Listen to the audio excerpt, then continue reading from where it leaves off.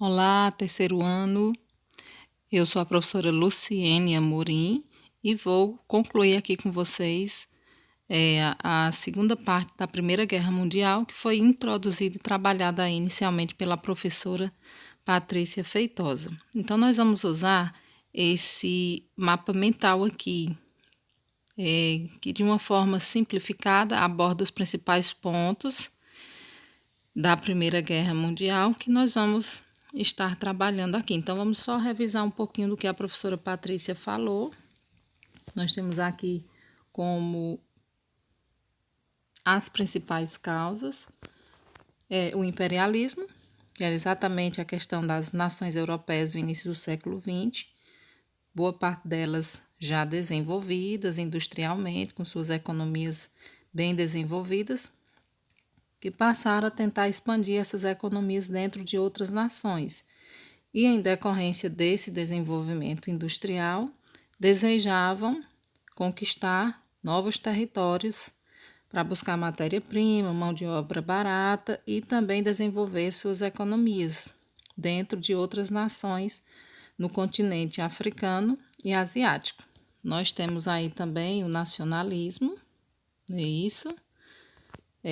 Que traz como exemplo a questão dos franceses, que passaram a defender o revanchismo por conta de um antigo conflito que ocorreu na segunda metade do século XIX, entre 1870 e 1871, numa guerra conhecida como Guerra Franco-Prussiana, onde a França perde o território da Alsácia-Lorena, que era um território rico em ferro e carvão, e eles foram obrigados a entregar esse território para os alemães. E, a partir de então, iniciaram a ideia do revanchismo francês. Passaram a trabalhar na mente dos franceses que essa revanche deveria acontecer e o território deveria ser tomado de volta. Nós temos aqui a exemplo também como causa, como um fator que também impulsionou conflitos entre países, a disputa entre a Sérvia, aliás, e a Áustria-Hungria pelo controle da Bósnia. Então, o desejo sérvio era exatamente formar a Grande Sérvia, onde poderia reunir os povos eslavos, unificando-os, e recebia o apoio exatamente da Rússia, e esse movimento ficou conhecido como pan-eslavismo. Nós temos também, em consequência a tudo isso, dizem até que foi um período em que a Europa era como se fosse um barril de pólvora. Numa mínima faísca, poderia explodir. Então, esses países já tinham noção que, de acordo com os objetivos de cada um e devido os anseios e as disputas da época, eles iniciaram um momento que a gente conhece como corrida armamentista. O que foi a corrida armamentista? Foi um momento conhecido como paz armada. Não houve conflito armado, porém, esses países já se preparavam para uma possível guerra. Investiram de forma pesada na produção bélica, ou seja, investiram de forma intensa na produção de armas de todos os tipos, tudo que fosse necessário para uma guerra. E aí as nações correram para se armar. Então, à medida que a tensão aumentava, eles também investiam de forma intensa na indústria. Então, esse período ficou conhecido como período da paz armada. Então, nós temos o que acabou sendo o estopim para o início desse primeiro grande conflito. Nós temos aqui A exemplo do herdeiro do trono austríaco, né, austro-húngaro, né, o Francisco Ferdinandes. Então, ele saiu da Áustria e foi passear em carro aberto na Sérvia, em Sarajevo, em território inimigo, né? E o que acabou acontecendo foi o seguinte: nós temos aqui o episódio que foi desencadeado com essa visitinha, que foi exatamente o assassinato do herdeiro do trono austríaco, o Francisco Ferdinand, em Sarajevo. Então, esse assassinato ele ocorreu no dia 28 de junho de 1914. E o assassino foi o nacionalista da Bósnia, o Gavrilo Princip. É isso, vocês podem verificar aí no material de estudo de vocês, que vocês vão ver esse episódio que acabou sendo a faíscazinha que acendeu o barril de pólvora que era a Europa naquela época. E nós temos também a organização desses países que comungavam, alguns deles se identificavam entre si nos objetivos, vamos dizer assim. Alguns deles tinham em comum alguns propósitos e acabaram juntando suas forças e formando alianças econômicas, ou melhor, acabaram formando alianças militares, né?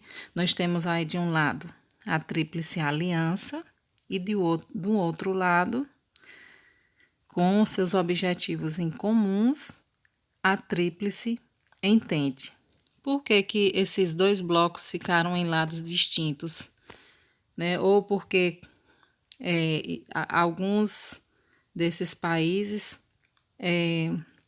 comungavam das mesmas ideias, dos mesmos pensamentos, porque tinham inimigos em comum.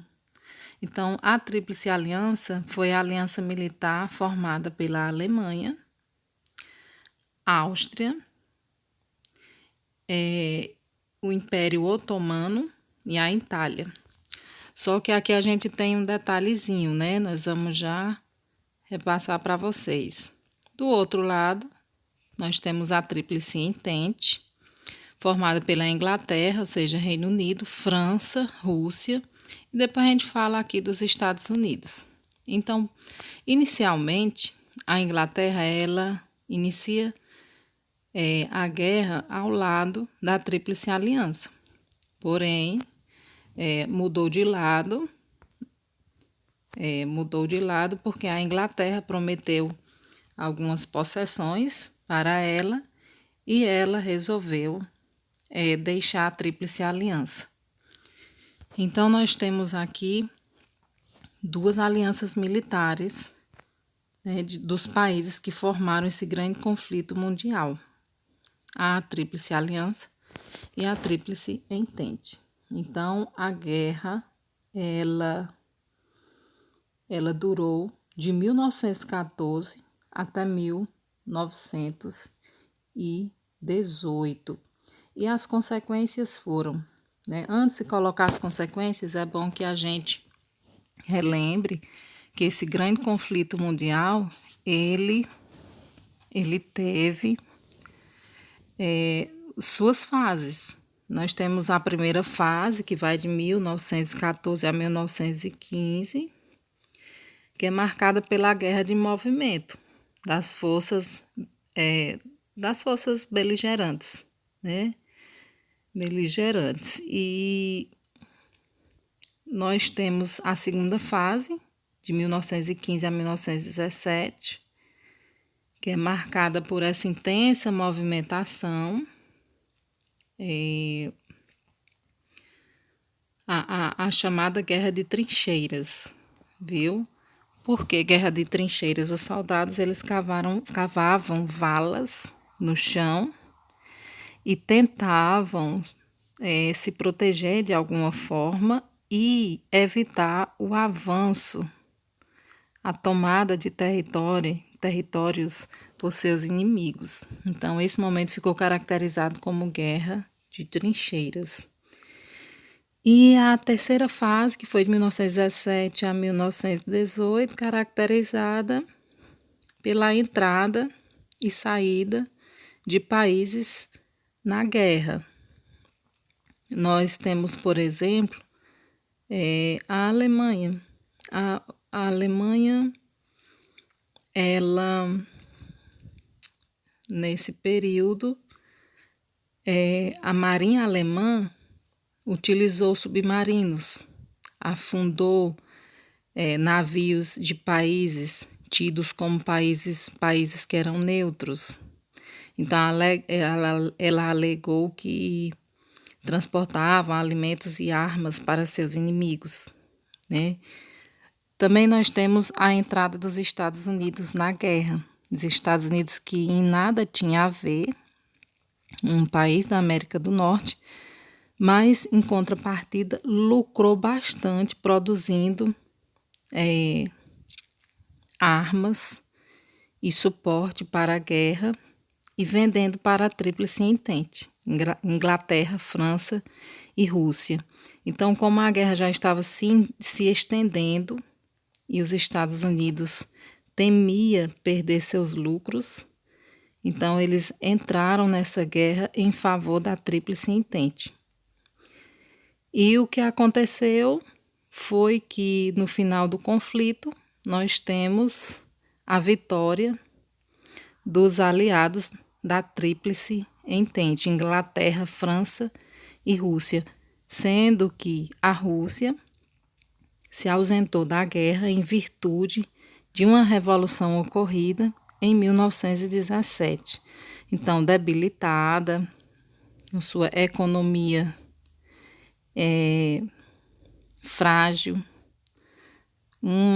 também politicamente, e a sociedade bastante sofrida,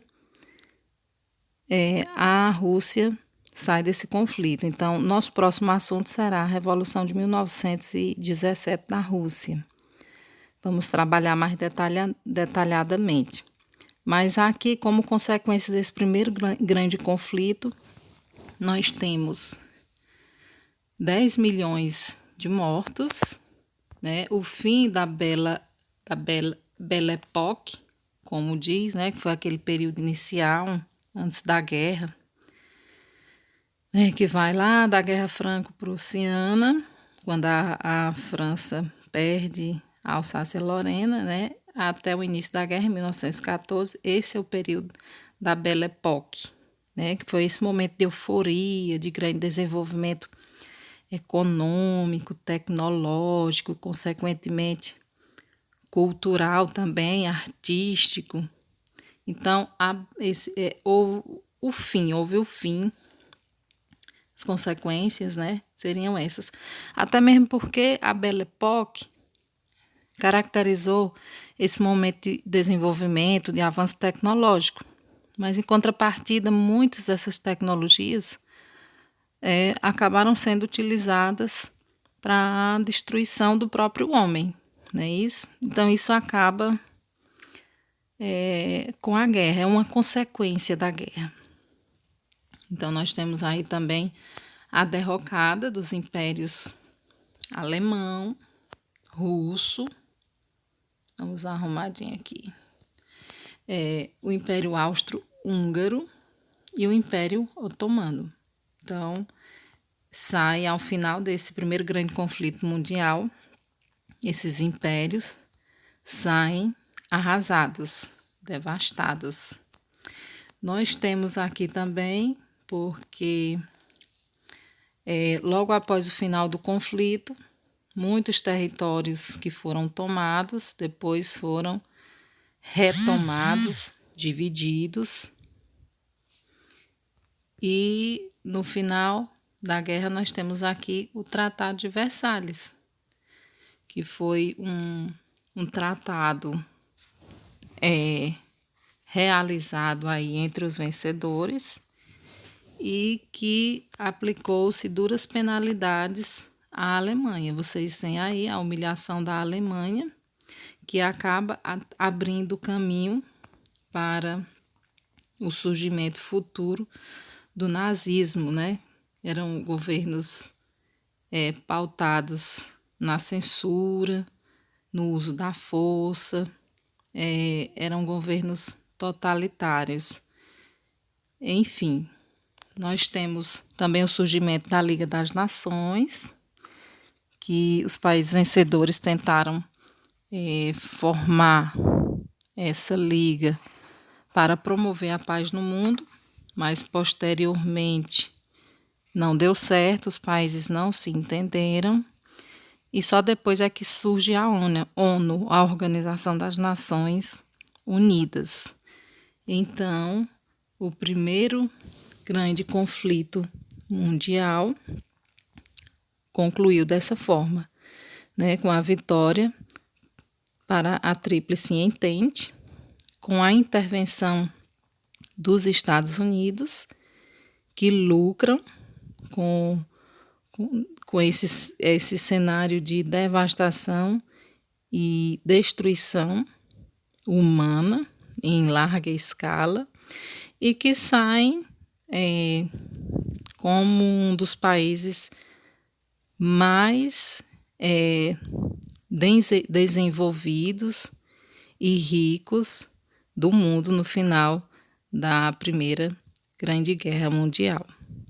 Então, eu espero que vocês possam ter entendido alguma coisa. Qualquer coisa podem me solicitar individualmente e eu passarei aqui um link para vocês, seguindo passo a passo a correção da atividade da aula anterior e uma atividade da nossa conversa de hoje para vocês responderem e me enviar. Então, um abraço e até a próxima aula.